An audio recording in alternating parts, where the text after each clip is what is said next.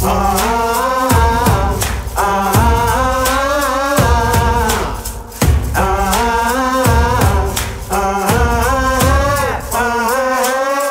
my name is Mike Rangich. I am the instructor of the Manufacturing Academy here at TTC.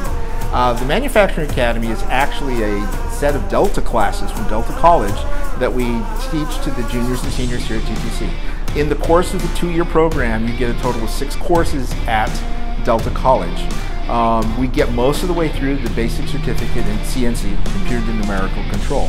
The first year, we teach the students how metal behaves when you cut it, using both manual mills, manual lathes, and a couple of grinders and similar things. We also teach how to do measurement.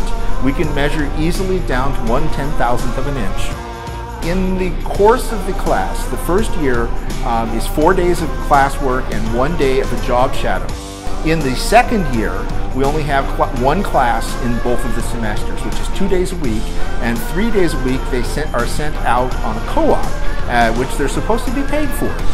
All the shops in the area, almost every single one have open positions that they're having very, very difficult time filling because there's just not enough people getting experience and education in how to run the CNC machines.